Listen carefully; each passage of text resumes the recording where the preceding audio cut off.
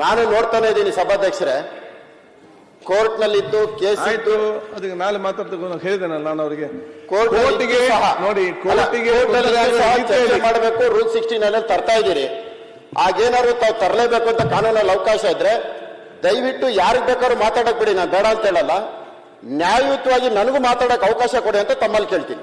ಮಾನ್ಯ ಸಭಾಧ್ಯಕ್ಷರೇ, FSL ವರದಿಯಲ್ಲಿ ದೃಢಾಗಿರ್ತಕ್ಕಂಥವ್ರು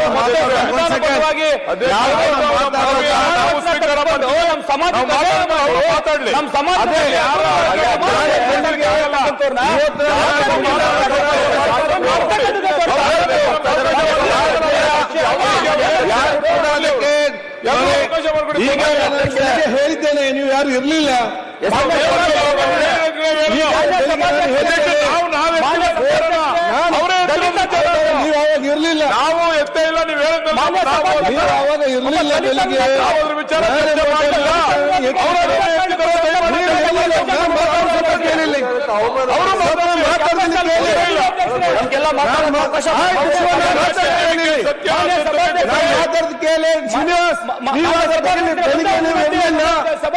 ಬೆಳಿಗ್ಗೆ ಬೆಳಿಗ್ಗೆ ಇರ್ಲಿಲ್ಲ. ಕೂತ್ಕೊಳ್ಳಿ, ಒಂದು ನಿಮಿಷ ಸಮಯ ಅವಕಾಶ.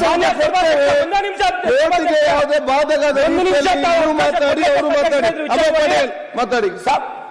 ಅಧ್ಯಕ್ಷರವರಿಗೂ ಧನ್ಯವಾದಗಳು.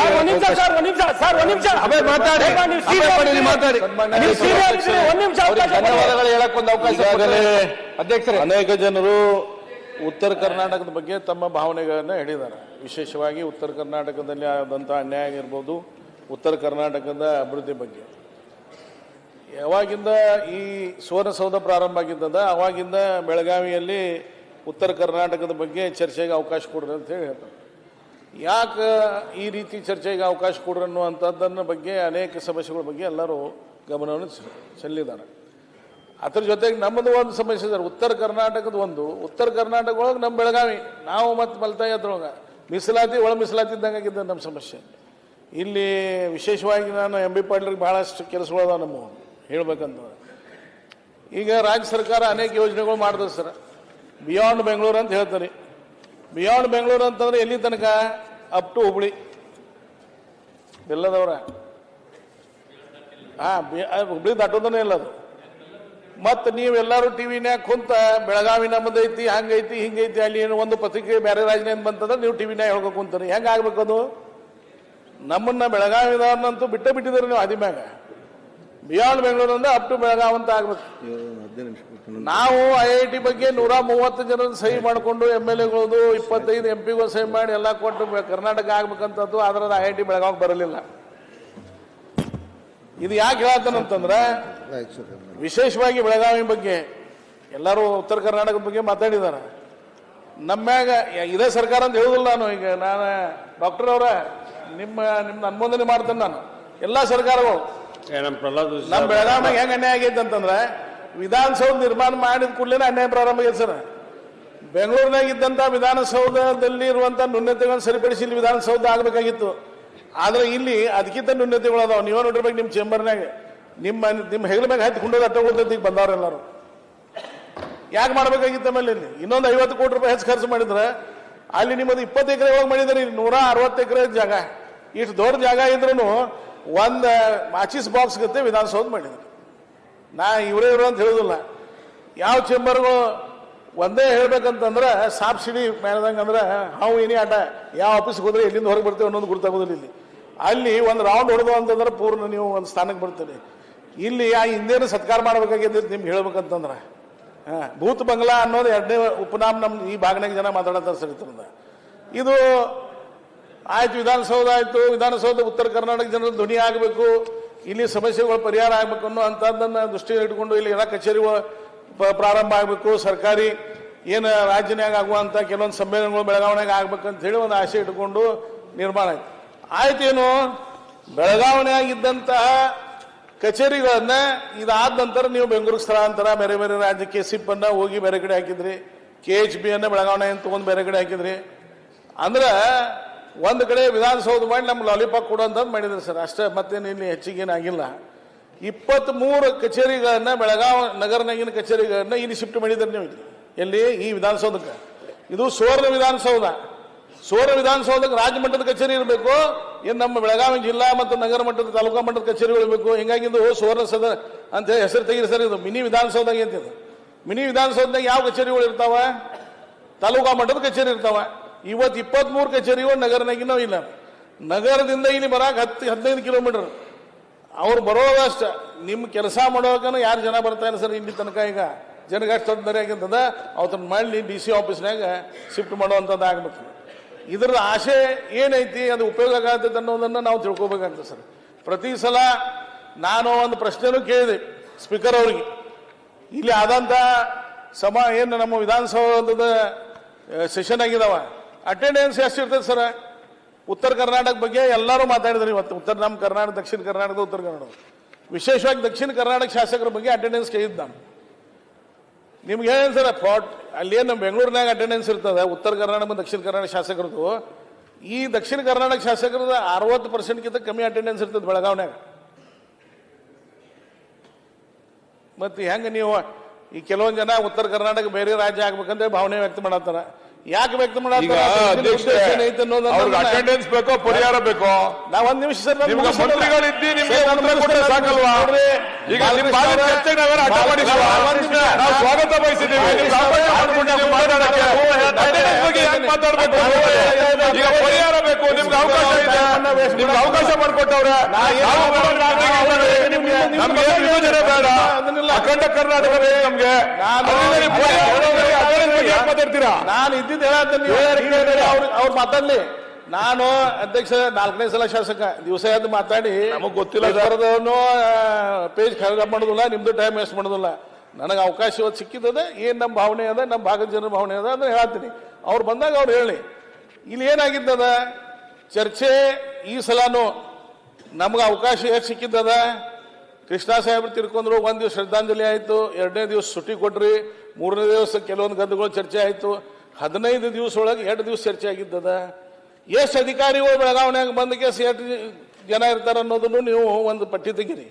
ಇದು ಹಿಂದೆ ನಾವು ಜಾತ್ರೆಗೆ ಹೋಗ್ತಿದ್ವು ಸರ್, ಉತ್ತರ ಕರ್ನಾಟಕ ಜನಕ್ಕೆ ಟೂರಿಂಗ್ ಟಾಕೀಸ್ ಅಂತ. ಇದು ನಮ್ಮ ಟೂರಿಂಗ್ ಟಾಕೀಸ್ ಆದಂಗೆ ಆಗಿದ್ದೈತಿ. ಬರೇ ನಿಮ್ಗಳು ಅಂದ್ರೆ ಬೆಳಗಾವಿಗೆ ಬರೋದು, ಸಂಜೆ ಹೊತ್ತು ಗೋವಾಕ್ಕೆ ಹೋಗೋದು. ಮತ್ತು ನಾ ಬೇಕಾದ್ರೆ ನಿಮಗೆ ಒಂದು ಹೇಳ್ತೇನೆ, ನಿಮ್ಗೆ ಭಾಳ ಡೀಟೇಲ್ಸ್ ತೆಗೆಸ್ಕೊಡ್ತೇನೆ ನಾನು ನಿಮ್ಗೆ ಹೇಳ್ಬೇಕಂದ್ರೆ. ಅಂದ್ರೆ ಬರೇ ಉತ್ತರ ಕರ್ನಾಟಕದ ಬರೀ ಹೆಸರಿಗೆ ಚರ್ಚೆ ಆಗಬಾರ್ದು, ಮೂಲ ವಿಷಯಗಳ ಬಗ್ಗೆ ಚರ್ಚೆ ಆಗಿ ಅದನ್ನು ಪರಿಹಾರ ಮಾಡುವಂಥದ್ದು ಕೆಲಸ ಆದ್ರೆ ಬರುವಂಥ ದಿವಸ ಮುಂದಿನ ವಿಧಾನಸಭೆ ಒಳಗೆ ಉತ್ತರ ಕರ್ನಾಟಕ ಚರ್ಚೆನೇ ಆಗಬಾರ್ದು. ಅಂದ್ರೆ ಈ ಥರದ್ದು ಏನಾದರೂ ಉಪಯೋಗ ಆಗ್ತದೆ ನೀವು ವಿಧಾನಸೌಧಾಗಿದ್ದರಿಂದ. ಬರೀ ಇಲ್ಲಿ ನೋಡಾಕ ಬರುವಂಥದ್ದು ಒಂದು ವ್ಯವಸ್ಥೆ ಆಗಿದ್ದದ, ಅದು ಆಗಬಾರ್ದು. ಗಂಭೀರತೆ ಎಷ್ಟೈತಿ? ಇವತ್ತು MB ಪಾಟೀಲ್ ಸಾಹೇಬ್ರು ಅದಾರ, ಗುಂಡೂರಾವ್ ಸಾಹೇಬ್ರು ಅದಾರ, ಲಾಡ್ ಅವ್ರು ಅದಾರ, 3 ಜನ ಮಂತ್ರಿಗಳು ಅದಾರ. ಸುಧಾಕರ್ ಅವ್ನ ತಂದು ಲೆಕ್ಕನಾಗ ಮಾತಾಡೋಕೆ ಹೊಂತಾನ, ಅವ್ನ ತಂದು ಎಲ್ಲ ಲೆಕ್ಕ ಇರ್ತೈತೆ, ಅವ್ನು ಬೇರೆ ಇರೋದನ್ನೆಲ್ಲ ಏನು 2 ಜನ ಮಂತ್ರಿಗಳು ಅದಾರ. ಯಾರಿಗೆ ಉತ್ತರ ಕರ್ನಾಟಕ ಬಗ್ಗೆ ಇದನ್ನೈತಿ? ಇವರು ಒಂದು 4 ಮಂದಿಗೆ ಐತಿ. ಸರ್, ಇವತ್ತು ಈ ವಿಧಾನಸೌಧದಲ್ಲಿ ಕಚೇರಿಗಳು ರಾಜ್ಯ ಮಟ್ಟದ ಸ್ಥಳಾಂತರ ಆಗ್ಬೇಕಾಗಿಲ್ಲ. ಅದ್ರ ಕೇಂದ್ರ ಸರ್ಕಾರ ಕೆಲವೊಂದು ಕಾರ್ಯಕ್ರಮಗಳು ಬೇರೆ ಬೇರೆ ರಾಜ್ಯನಾಗ ಮಾಡುವಂತ ಸಾರ್ಕ್ ಸಮ್ಮೇಳನ ಬೆಂಗಳೂರಿನಾಗ ಆಗಿತ್ತು ಸರ್. ಆ ರೀತಿ ಸಮ್ಮೇಳನ ರಾಜ್ಯ ಸರ್ಕಾರದ ಕೆಲವೊಂದು ಸಮ್ಮೇಳನಗಳು ನೀವೇನು ಬೆಂಗಳೂರಿನಾಗ ಮಾಡ್ತೀರಿ, ಅವು ಬೆಳಗಾವಿನಾಗ ಮಾಡುವಂಥದ್ದು ಮಾಡ್ರಿ. ಕಮಿಟಿ ಮೀಟಿಂಗ್ ಮಾಡುವಂಥದ್ದು ಆಗ್ಬೇಕು ಸರ್. ನಾನು ಎಸ್ಟಿಮೇಟ್ ಕಮಿಟಿ ಚೇರ್ಮನ್ ಇದ್ದಾಗ 3 ಸಲ ಇಲ್ಲಿ ಕಮಿಟಿ ಮೀಟಿಂಗ್ ಮಾಡಿದ್ದೀನಿ. ನೀವೇನಂತೀರಿ? ಕಮಿಟಿ ಮೀಟಿಂಗ್ ಮಾಡೋದು ಎಲ್ಲರೂ ಇಲ್ಲಿ ಬರಬೇಕು, ಬೆಳಗಾವಿಗೆ ಬರಬೇಕು, ಹೋಗೋದು ಬರೋದು ಆಗ್ತದೆ. ಮತ್ತೆ ಮಾಡಿ ಯಾಕಂದ್ರೆ ವಿಧಾನಸೌಧ ಇಲ್ಲಿ ಇದು ಸಕ್ರಿಯವಾಗಿ ಇರಬೇಕಂತಂದ್ರೆ ಕಮಿಟಿ ಮೀಟಿಂಗ್ಗಳು ಆಗಬೇಕು, ಕ್ಯಾಬಿನೆಟ್ ಮೀಟಿಂಗ್ ಆಗಬೇಕು. ಕ್ಯಾಬಿನೆಟ್ ಮೀಟಿಂಗ್ 2 ಸಲ ಮಾಡಿದಾರೆ ನೀವು ಇಲ್ಲಿ. ಈ ವಿಧಾನಸೌಧ ಬಸನಗೌಡರು ಮತ್ತು ಕೆಲವೊಂದು ಜನ ಹೇಳ್ದಂಗೆ 300 ಅಧಿವೇಶನ ಮುಗಿದ ನಂತರ ಖಾಲಿ ಬರೀ ಮೇಂಟೆನೆನ್ಸ್ಗೆ ನಾವು ರೊಕ್ಕ ಹಾಕುವಂಥದ್ದು. ಯಾವುದೋ ಒಂದು ಕಾರಣಕ್ಕಾತು ಇದನ್ನಾತು ಅನ್ನೋ ಅಂಥದ್ದು ಹೋಗಿ ನಾನೇನು ಹೋಗೋದಿಲ್ಲ. ಈ ಥರದ ಉಪಯೋಗ ಆಗ್ಬೇಕಂತಂದ್ರೆ ಬೆಂಗಳೂರಿನಾಗ ಆಗುವಂಥ ಅನೇಕ ಕಾರ್ಯಕ್ರಮಗಳು ಇಲ್ಲಿ ಮಾಡ್ರಿ. ಆ ನಿಮಿತ್ತವಾಗಿ ಇಲ್ಲಿ ಬಹಳ ಜನ ಸದಸ್ಯರು ಹೇಳಿದಾರ. 1 ನಿಮಿಷ, ಯಾರು ಹೇಳಿ ಸರ್? ಅಲ್ಲಲ್ಲ, ಈ ಪ್ರಸಾದ್ ಮಾತಾಡೋದಿಲ್ಲ. ಆ ಸಮ್ಮೇಳನಗಳು ಆಗುವಂಥದ್ದು ಆ ನಿಮಿತ್ತವಾಗಿ ಇಲ್ಲಿ ಬೆಳಗಾವಿನಾಗ ಮಂತ್ರಿಗಳು ಇರ್ಬೋದು, ಅಧಿಕಾರಿಗಳು ಬರೋದು ಹೋಗೋದಾಗ್ತದೆ. ನಮ್ಮ ಭಾಗದ ಅಭಿವೃದ್ಧಿ ಜೊತೆಗೆ ನಮ್ಮ ಭಾಗದ ವ್ಯಾಪಾರವೂ ಹೆಚ್ಚಾಗ್ತದೆ. ಈಗ ಇಷ್ಟೇ ಬಂದರೆ ನೀವು ಎಲ್ಲರೂ ಎಷ್ಟು ಈಗ ನಮ್ಮಲ್ಲಿ ವ್ಯಾಪಾರವನ್ನು ಹೆಚ್ಚಾಗುವಂಥದ್ದು ಆಗಿದ್ದದ ಸರ್. ಯಾಕಂತಂದ್ರೆ ಭಾಳ ಜನ ಅಧಿಕಾರಿಗಳು ಇರ್ಬೋದು, ಮಂತ್ರಿಗಳು ಇರ್ಬೋದು, ಲಾಜಿನ ವ್ಯವಹಾರ ಇರ್ಬೋದು, ಬೇರೆ ಬೇರೆ ಟೆಕ್ಸ್ಟೈಲ್ಸ್ ಇರ್ಬೋದು, ಈ ರೀತಿ ಚಟುವಟಿಕೆ ನಿರಂತರ ಆದರೆ ನಮ್ಮ ಭಾಗಕ್ಕೆ ಅನುಕೂಲ ಆಗ್ತದೆ. ಮತ್ತು ನಮ್ಮ ಸಮಸ್ಯೆಗಳ ಬಗ್ಗೆ ಎರಡನೇದು ಈ ವಿಧಾನಸೌಧ ಅಂತಂದ್ರೆ ನಮ್ಮದು ಇಲ್ಲಿ ಅಧಿವೇಶನ ಅಂತಂದ್ರೆ ಸ್ಟ್ರೈಕ್ ಎಲ್ಲ ಉತ್ತರ ಕರ್ನಾಟಕದ ಜನ ಬಂದು ತಮ್ಮ ಭಾವನೆಗಳನ್ನ ಹೇಳುವಂಥದ್ದು ಒಂದಾಗಿದ್ದದೆ. ಎಲ್ಲ ಕಡೆ ಟೆಂಟ್ ಹಾಕಿ ನಾವು ವ್ಯವಸ್ಥೆ ಸರ್ಕಾರ ಮಾಡಿ ಕೊಟ್ಟಿದ್ದದ. ಹಿಂಗಾಗಿ ವಿಶೇಷವಾಗಿ ಅಭಿನಂದನೆಯನ್ನು ಸಲ್ಲಿಸ್ತೀನಿ. ನಾನು ಇಷ್ಟೇ ಹೇಳ್ತೀನಿ ಸರ್, ನಮಗೆ ಎಲ್ಲ ಇದ್ರೊಳಗೆ ಅನ್ಯಾಯ ಸರ್. ವಿಶೇಷವಾಗಿ ನಾನು ಬೆಳಗಾವಿ ಬಗ್ಗೆ ಹೇಳ್ತೇನೆ. ನಾನು ಈಗ ಎಂ ಬಿ ಪಾಟೀಲ್ ಸಾಹೇಬ್ರ ಇಂಡಸ್ಟ್ರಿ ಹೈಯೆಸ್ಟ್ ಎಕ್ಸ್ಪೋರ್ಟ್ ಆಗೋದು ಬೆಂಗಳೂರು ನಂತರ ಹೈಯೆಸ್ಟ್ ಎಕ್ಸ್ಪೋರ್ಟ್ ಆಗೋದು ಬೆಳಗಾವಿ. ಸನ್ಮಾನ್ಯ ಅಧ್ಯಕ್ಷರೇ, ಅಭಯ್ ಪಾಟೀಲ್ ರೆಡ್ಡೆಲ್ಲ ಬೆಳಗಾವಿ ಬಗ್ಗೆ ಹೇಳಾಕತ್ತಾರ. ನಾನು ಹಿಂದೆ ಇಲ್ಲಿ ಫೌಂಡ್ರೀಸ್ಗೆ ಬೆಳಗಾವಿ ಬಹಳ ಪ್ರಸಿದ್ಧ ಇದು ಫೌಂಡ್ರಿ. ಇಲ್ಲಿ ಒಂದು ಫೌಂಡ್ರಿ ಕ್ಲಸ್ಟರ್ ಮಾಡಬೇಕು ಅಂತೇಳಿ ನಾವು ಹಿಂದೆ ಅನೌನ್ಸ್ಮೆಂಟ್ ಮಾಡಿದ್ದೀವಿ. ನಾವೊಂದು ಲ್ಯಾಂಡ್ ನೋಡಿದೀವಿ. ಆ ಲ್ಯಾಂಡ್ ನೋಡಿದಲ್ಲಿ ಖಾನಾಪುರ ಆ ಕಡೆ ಬಹಳ ಚೀಪಾಗೂ ಇತ್ತು ಲ್ಯಾಂಡ್ ಅಲ್ಲಿ, ರೈತರು ಕೂಡ ಒಪ್ಪಿಕೊಂಡಿದ್ರು. ಆದ್ರೆ ನಮಗೆಲ್ಲರೂ ಕೂಡ ಅಲ್ಲಿ ಮಾಡಿದ್ರ ನಿಮ್ ಫೌಂಡ್ರಿ ನಡೆಯಂಗಿಲ್ಲ, ಬೆಳಗಾವಿ ಮೇನ್ ಗೋವಾ ರೋಡ್ ಏನಿದೆಲ್ಲ ಮೇನ್ ಗೋವಾ ರೋಡ್ ಮ್ಯಾಗ ಆಗ್ಬೇಕು, ಬೆಳಗಾವಿ ಹತ್ರ ಇರಬೇಕು ಅಂತೇಳಿ. ಅವಾಗ ನಾ ಸಂಪರ್ಕ ಮಾಡಿದ್ದೆ ಯಾರನ್ನ, ಸಿ ಪಾಟೀಲ್ರ, ಅಭಯ್ ಪಾಟೀಲ್ರನ್ನ. ಲ್ಯಾಂಡ್ ಕೊಡಿಸ್ತೀವಿ ಅಂತ ಹೇಳಿ ಎಷ್ಟು ತಿಂಗಳಾಯ್ತ್ರಿ ಅಭಯ್ ಪಾಟೀಲ್ರ? ಹೇಳ್ರಲ್ಲ, ನೀವು ಹೇಳ್ರಿ. ನನ್ನಿಂದ ಉಳಿದೈತೆ, ನಿಮ್ಮಿಂದ ಉಳಿದೈತೆ. ಆಮೇಲೆ ಎರಡನೇದು ನಾನು ಎದುರು ಹೇಳಿದ್ದೀನಿ ಬೆಳಗಾವಕ್ಕೆ. ನಾನು ಹಿಂದೆ ಕೇಲಿ ಸೊಸೈಟಿದು ಫಂಕ್ಷನ್ ಬಂದಾಗ ಇಲ್ಲೊಂದು ಸ್ಟಾರ್ಟ್ಅಪ್ ಮೆಟ್ಟೆಕ್ ಸ್ಟಾರ್ಟ್ಅಪ್ ಒಂದು ಕಾನ್ಫರೆನ್ಸ್ ಮಾಡಿದ್ವಿ. 200 ಜನ ಇದ್ರು ಇಲ್ಲಿ ಬೆಳಗಾವಕ್ಕೆ ಮತ್ತು ಹುಬ್ಳಿಗೆ, ಎರಡು ಕಡೆನು. ಇಲ್ಲಿ ಬೆಲ್ಲದವ್ರು ಕೂಡ ಇದಾರೆ. ನಿಮ್ಗೆ ಅನ್ಯಾಯ ಬೆಲ್ಲದವ್ರು ಮಾಡಿರ್ಬೇಕು. IIT ಕರ್ಕೊಂಡು ಆ ಕಡೆ ತಗೊಂಡು ಹೋಗಿರ್ಬೇಕು. ಅವರು ಪ್ರಹ್ಲಾದ್ ಜೋಶಿ ಅವ್ರು ಕೂಡಿ ಏನು. ನಾನು ಒಂದು ನಿಮ್ಗೆ ಅಲ್ಲಿ ಒಂದು ಸ್ಟಾರ್ಟ್ಅಪ್ ಪಾರ್ಕು ಪ್ಲಸ್ ಒಂದು ನಿಮ್ಗೆ IT ಪಾರ್ಕಿಗೆ ನಾವು ಇದು ಮಾಡ್ತೀವಿ ಅಂತ ಹೇಳಿದ್ವಿ.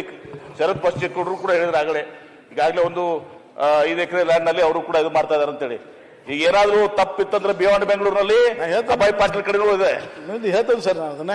ಯಾಕಂದ್ರೆ ಅಭಯ್ ಪಾಟೀಲ್ ಬಹಳ ಸ್ವಲ್ಪ ಎಲ್ಲ ಗೊತ್ತಿರ್ತಾವೆಲ್ಲ, ಲ್ಯಾಂಡ್ ಗುಂಡು ಎಲ್ಲ ಎಲ್ಲೆಲ್ಲಿ ಸಿಗ್ತಾವೆ ಅಂತೇಳಿ ಎಲ್ಲ 6 ತಿಂಗಳಾಗ್ಯದ. ಅಧ್ಯಕ್ಷರೇ, ನಾವು ನೋಡಾಕತ್ತೀವಿ ಇಲ್ಲ ಅಂತಲ್ಲ, ನಿಮಗೂ ಹೇಳಿದ್ದೆ ನಾನು. ಜಗಾಡ ಬೇಡ ಎಲ್ಲ ನಿಮಿಷ ಮಾತಾಡೋದು ಸರ್. ಈಗ ಅಭಯ್ ಪಾಟೀಲ್ರ ಒಂದ್ ನಿಮಿಷ, ನಾನು ಎಂ ಬಿ ಪಾಟೀಲ್ ಸಾಹೇಬ್ರಿಗೆ ಒಂದು ಪ್ರಶ್ನೆ ಕೇಳ್ತೀನಿ. ಏನಿಲ್ಲ, ಯಾವಾಗ ಅವ್ರು ಲ್ಯಾಂಡ್ ಅಕ್ವಿಸಿಷನ್ ಆಫೀಸರ್ ಮಾಡಿದ್ರಿ ಅಂತ? ಫೌಂಡ್ರಿಗೆ ಅವರು ಪ್ರಪೋಸ್ ಮಾಡಿ ಒಪ್ಪಿದ್ರಿ. ಅವರು ಫೌಂಡ್ರಿಗೆ ಅಭಯ್ ಪಾಟೀಲ್ ಕೂಡ ಆಸೆ ಪಟ್ಟಿದ್ರು. ಒಳ್ಳೆ ಲ್ಯಾಂಡ್ ಐ ಆಮ್ ನಾಟ್ ಡಿಸ್ಕರಿ. ಅವ್ರು ಹೇಳ್ತಾ ಇರೋದು, ನಾನು ಹೇಳ್ತಾ ಇದ್ದೆ ಅವರು ಫೌಂಡ್ರಿಗೆ ಪ್ರಪೋಸ್ ಮಾಡಿದ್ರು. ನಮ್ಗೆ ಲ್ಯಾಂಡ್ ಸರಿಯಾಗಿ ಸಿಗ್ತಾ ಇಲ್ಲ, ನೀವು ಸಹಾಯ ಮಾಡಿ ಅಂತ ಕೇಳಿದೀವಿ. ಅದಕ್ಕೆ ನೋ ರೆಸ್ಪಾನ್ಸ್. ಮಾನ್ಯ ಅಧ್ಯಕ್ಷರೇ, ಅಭಯ್ ಪಾಟೀಲ್ ಸಾಹೇಬರ ಕಾಳಜಿ ಬಹಳ ಸೂಕ್ತವಾಗಿದೆ. ಅವರ ಮಾಹಿತಿಗೆ ಹಾಗೂ ಸದನದ ಮಾಹಿತಿಗೆ ಕಳೆದ 1-1.5 ವರ್ಷದಲ್ಲಿ ಹುಬ್ಳಿ, ಬೆಳಗಾವಿ, ಧಾರವಾಡ ಅಂತ ನಾವು ಒಂದು ಕ್ಲಸ್ಟರ್ ಏನು HBD ಅಂತ ನಾವು ಹೇಳ್ತೀವಿ. ಇಲ್ಲಿ ನಮ್ಮ ಮಾನವ ಸಂಪನ್ಮೂಲಗಳಿಗೆ ಸರಿಯಾದ ರೀತಿಯಾದ ತರಬೇತಿ ಸಿಗುತ್ತೆ, ಉದ್ಯಮಶೀಲತೆಗೂ ಅವಕಾಶ ಇದೆ. ಕಳೆದ 1-1.5 ವರ್ಷದಲ್ಲಿ 432ಕ್ಕಿಂತ ಹೆಚ್ಚು ನವೋದ್ಯಮಗಳು ಇಲ್ಲಿ ರಿಜಿಸ್ಟರ್ ಆಗಿದೆ ನಮ್ಮ ಇಲಾಖೆಯಲ್ಲಿ. ಸೊ ಅದು ಬಹಳ ಒಂದು ಸಂತೋಷದ ವಿಷಯ. ಇದನ್ನ ಹೆಚ್ಚು ಎನ್ಕರೇಜ್ ಮಾಡಬೇಕು ಅಂದ್ಬಿಟ್ಟು ನಾವು ಇಲ್ಲಿ ಇನ್ಕ್ಯುಬೇಷನ್ ಸೆಂಟರ್ ಕೂಡ ನಾವು ಮಾಡಲಿಕ್ಕೆ ಹೊರಟಿದ್ದೇವೆ. ಮತ್ತು ತಮ್ಗೆ ಗೊತ್ತಿದೆ, ತಮ್ಮ ಸ್ನೇಹಿತರು ಮತ್ತು ಕೆಲವು ಇಂಡಸ್ಟ್ರಿಯಲಿಸ್ಟು ನಿನ್ನೆ ಮೊನ್ನೆ ನನಗೂ ಭೇಟಿಯಾಗಿದ್ರು ಮತ್ತು ಶರತ್ ಬಚ್ಚೇಗೌಡರಿಗೂ ಭೇಟಿಯಾಗಿ ಅವ್ರ ಡಿಮಾಂಡ್ ಏನಿತ್ತು ಅಂದರೆ ಇಲ್ಲಿ plug and play manufacturing facility ಬೇಕು ನಮಗೆ ಎಲೆಕ್ಟ್ರಾನಿಕ್ಸಿಗೆ ಅಂತ. ಅದು ಕೂಡ ನಾವು ಮಾಡಲಿಕ್ಕೆ ತಯಾರಾಗಿದ್ದೇವೆ. ಹಿಂದಿನ ಸರ್ಕಾರದಲ್ಲಿ ಏನಾಗಿತ್ತು ಅಧ್ಯಕ್ಷರೇ, ಕಿಯಾನಿಕ್ಸ್ ಇಂದ ಒಂದು 5-8 ಎಕರೆ ಇತ್ತು ಅಧ್ಯಕ್ಷರೇ. ಅದು ಯಾಕೆ ಹಿಂದಿನ ಸರ್ಕಾರದಲ್ಲಿ ಯಾರು ಕಿಯಾನಿಕ್ಸ್ ಅವರು ಹೇಳ್ಬಿಟ್ರು ನಮಗೆ ಇದು ಬೇಕಾಗಿಲ್ಲ ಅಂದ್ಬಿಟ್ಟು ರೆವಿನ್ಯೂ ಡಿಪಾರ್ಟ್ಮೆಂಟಿಗೆ ಹಸ್ತಾಂತರ ಮಾಡಿದ್ರು. ಹೋದ ಬಾರಿ ನಾನಿಲ್ಲಿ ಬೆಳಗಾವಿನಲ್ಲಿ ಬಂದು ಇಂಡಸ್ಟ್ರಿಯಲಿಸ್ಟ್ ಜೊತೆ ಚರ್ಚೆ ಮಾಡಿದಾಗ, ಸರ್ ಅದು ಲ್ಯಾಂಡ್ ಇತ್ತು, ನಾವೆಲ್ಲರೂ ಸೇರಿ ಡೆವಲಪ್ ಮಾಡ್ಬೋದು ಅಂತ ಅವ್ರು ಹೇಳಿದಾಗ ನಾವು ಅದು ರೆವಿನ್ಯೂ ಡಿಪಾರ್ಟ್ಮೆಂಟಿಂದ ನಾವು ಬರ್ದು ಅದು ವಾಪಸ್ಸು ತಗೊಂಡಿದ್ದೀವಿ. ಸೊ ಫ್ಲಾಟ್ ಫ್ಲೋರ್ ಫ್ಯಾಕ್ಟ್ರಿ ಕಾನ್ಸೆಪ್ಟನ್ನು ನಾವು ಏನು ಮಾಡ್ಲಿಕ್ಕೆ ಹೊರಟಿದ್ದೀವಿ ಅದು ಭಾಳ ವಿನೂತನವಾಗಿದೆ. ಒಂದು ಹುಬ್ಳಿ, ಕಲಬುರ್ಗಿ, ಬೆಳಗಾವಿ ಮತ್ತು ಮಂಗಳೂರಿನಲ್ಲಿ ಕೂಡ ನಾವು ಮಾಡ್ತಾ ಇದ್ದೀವಿ ಅಧ್ಯಕ್ಷರೇ. ಸೊ ಅವರ ಕಾಳಜಿ ಏನಿದೆ, ಇಲ್ಲಿನ ಯುವಕರಿಗೆ ಮತ್ತೆ ನಾವು ತರಬೇತಿ ಕೊಡಬೇಕು, ಉದ್ಯಮಶೀಲತೆ ಹೆಚ್ಚಿಸಬೇಕು, ಮತ್ತೆ ಬಂಡವಾಳ ಬರಬೇಕು. So Belagavi is in a very good position. ನಿಮ್ಗೆ ಗೊತ್ತಿದೆ AKS ಏರೋಸ್ಪೇಸ್ ಎಲ್ಲ ಹೇಗೆ ಮಾಡ್ತಾ ಇದ್ದಾರೆ ಅಂತ ಇಲ್ಲಿ. ಸೊ ಆದ್ರಿಂದ ಸ್ವಲ್ಪ ನಮಗೆ ಇಲ್ಲಿ ಸ್ಥಳೀಯ ಅಕಾಡೆಮಿಯಿಂದ ಎಜುಕೇಶನ್ ಇನ್ಸ್ಟಿಟ್ಯೂಷನ್ಸ್ ಇಂದ ತಮಗೆ ತಮ್ಮ ಪ್ರೋತ್ಸಾಹ ಮತ್ತೆ ನಮ್ಮ ಇಲಾಖೆಯಿಂದ ನಿಮ್ಗೆ ಏನು ಸಹಕಾರ ಬೇಕೋ ಅದು ಕೊಡ್ತೀವಿ. ಮೊನ್ನೆ ತಾನೇ ನವೆಂಬರ್ನಲ್ಲಿ ನಿಪುಣ ಕರ್ನಾಟಕ ಅಂತ ಒಂದು ವಿನೂತನವಾದಂಥ ಯೋಜನೆಯನ್ನು ನಾವು ಮಾಡಿದ್ದೇವೆ. ಅದರಲ್ಲಿ 300 ಕೋಟಿ ರೂಪಾಯಿ ಖರ್ಚು ಮಾಡಿ ನಾವು ನಮ್ಮ ವಿದ್ಯಾರ್ಥಿಗಳಿಗೆ ಇಂಡಸ್ಟ್ರಿ ಬೇಸ್ಡ್ ಟ್ರೈನಿಂಗ್ ಅನ್ನು ಕೊಡಲಿಕ್ಕೆ ನಾವು ಮಾಡಿದ್ದೀವಿ. ಸೊ ಬೇಸಿಕಲಿ ನಮ್ಮ ಆ ಮಂತ್ರ ಏನು ಅಧ್ಯಕ್ಷರೇ, ನಿಪುಣ ಕರ್ನಾಟಕದ್ದು ಸ್ಕಿಲ್ ಲೋಕಲಿ ವರ್ಕ್ ಗ್ಲೋಬಲಿ.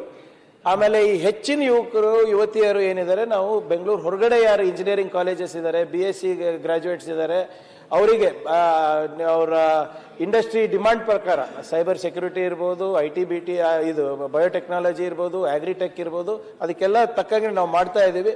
ಮುಂಬರುವ ದಿನಗಳಲ್ಲಿ ಇನ್ನೇನು 1-1.5 ವರ್ಷ maximum sir, everything will be up and running. But before that ನಾವು ಇನ್ಕ್ಯುಬೇಷನ್ ಸೆಂಟರ್ಸ್ ಅನ್ನು ಕೂಡ ನಾವು ಇಲ್ಲಿ ಸ್ಥಳೀಯ ಇನ್ಸ್ಟಿಟ್ಯೂಷನ್ಸ್ ನಲ್ಲಿ ಪ್ರಾರಂಭ ಮಾಡ್ಲಿಕ್ಕೂ ಕೂಡ ನಾವು ಪ್ರಯತ್ನ ಮಾಡ್ತಾ ಇದ್ದೀವಿ. ಇಲ್ಲಿ ಬಹಳ ಉತ್ತಮವಾದಂತ ಬೆಳವಣಿಗೆಗಳಾಗ್ತಾ ಇದೆ ಅಧ್ಯಕ್ಷ. ಈ ಕ್ಷೇತ್ರದ ಈ ವಲಯದಲ್ಲಿ ಎಲ್ಲರ ಸಹಕಾರ ಇದ್ರೆ, ನಿಮ್ ಸಹಕಾರನೂ ಇರ್ಬೇಕು, ನಮ್ ಸಹಕಾರನೂ ಇರ್ಬೇಕು. ಇದ್ದಾಗ ನಾವು ಖಂಡಿತವಾಗೂ ಮಾಡ್ಕೊಡ್ತೀವಿ ಅಧ್ಯಕ್ಷರೇ. ಅಧ್ಯಕ್ಷರೇ ಒಂದ್ ಸ್ವಲ್ಪ ಎಲ್ಲರಿಗೂ ಮಾಡ್ತೀನಿ. ಈಗ ಅವ್ರು ಮಾತಾಡಕತ್ತಾರೆ